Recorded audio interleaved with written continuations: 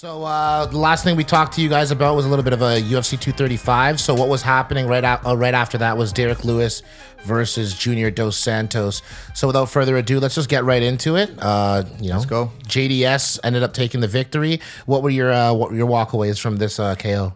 Well, for me, it just showed like for another time that Derrick Lewis is just he's a beast, obviously, but he's just not on that level, And Junior Dos Santos, obviously, such a veteran of the game. He's fought a lot of people. He's elevated his game over the years. Mm-hmm. The only concern I had with JDS, as I've had like for his last few fights, is that he's probably not that durable anymore. Mm-hmm. That he's taken a lot of punishment after the Velasquez fights. Right. But it showed. It just showed the level of there was MMA a gulf knowledge. in class. There definitely is a gulf in technique. Like you've got a guy who's coming in there with a right hand and looking to land it on you. That's and it. It's a puncher's chance, Yeah. which is always going to be a thing in the UFC. Of but course. as the sport gets more sophisticated, brawlers will find themselves as dinosaurs when you don't have a fully well-rounded game. Yeah. And that's something that we even saw last night, and we'll get into that. We'll get into that soon. But yeah, in terms of this fight, second round KO, 159 into it. Total strikes, favor JDS. Significant strikes, 14 out of 14 strikes were significant for Derrick Lewis. 58 out of 58 thrown were significant strikes for Junior Dos Santos. How do they even make that statistic? Like sometimes Right? I question it. How is it What constitutes a a significant strike? Yeah, like, and how do you? Because that's all those statistics are done by who? By the judges or by the journalists? I'm pretty sure the statistics are done by, it's in house. They Yeah. I'm sure they have accounters. Right. But on, still, it seems a little subjective at times. Like, is, how right? accurate is it? we'll I have question it. I'm not saying it's approximately right, probably, but 100%. And I mean, Derrick Lewis was outclassed in every phase of the game. I mean, he really wasn't really doing much of anything. On the ground, he was getting beat up. In the clinch, he was getting beat up. And distance standing up, he was getting beat up. Everywhere. It just wasn't really working out too well. So, I mean, like, he was getting beat up on the legs and the body and the head. And it just, again, a gulf in class, a gulf in talent, a gulf in ability. And JDS is looking to make at least another run at I think that that's title. it. That's a part of his maybe last run Yeah. at the title. 100%.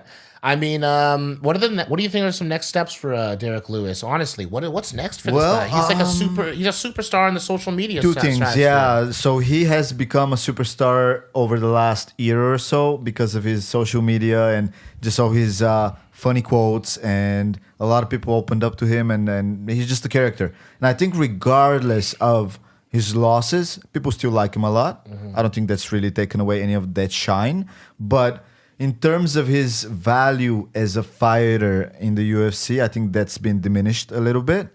And honestly, in my heart of hearts, I think that he's not going to do it for much longer, man. Honestly, I don't think he wants to. I don't think he's like one of those guys that's like, ooh, I love fighting. I think he hates fighting. He does it because of the money.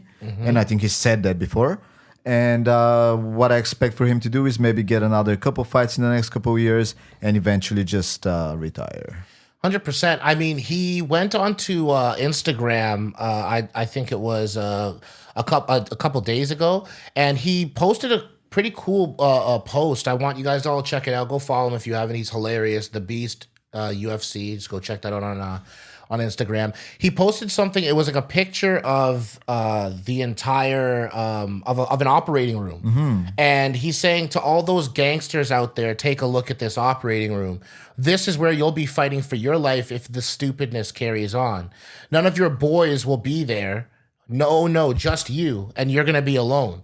Stop putting on a show for idiots that will only give you an hashtag RIP or hashtag free my G in return.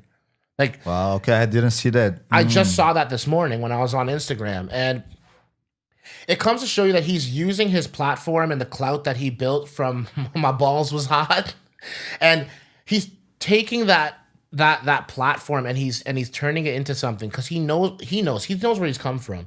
He was in jail. He's done this before. He's lived that hard life, and he used fighting to get out.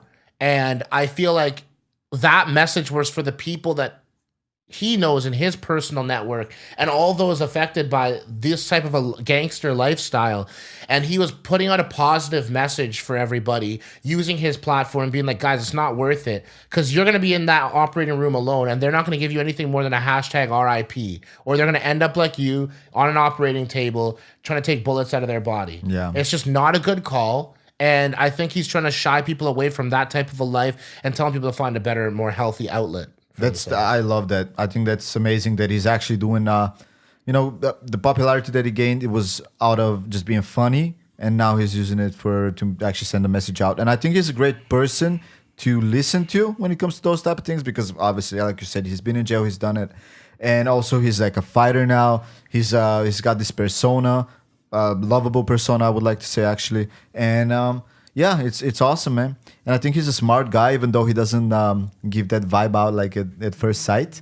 But I think he's a very smart guy, and I think that he's not gonna overstay his welcome in the UFC or just in MMA in general. Because let me put it this way: he's not gonna be one of those fighters that keeps taking fights for money until they can barely talk.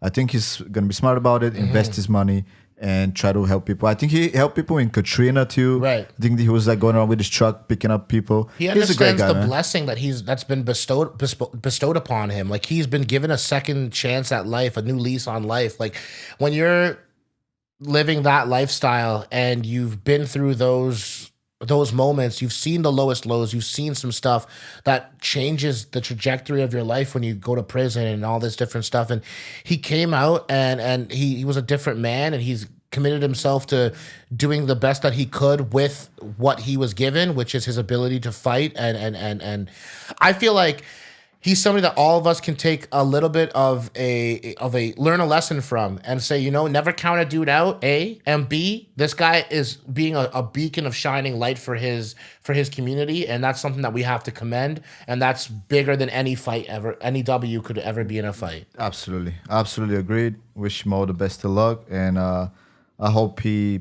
see him in maybe a couple entertaining fights. His style is not gonna change. He might take another couple L's.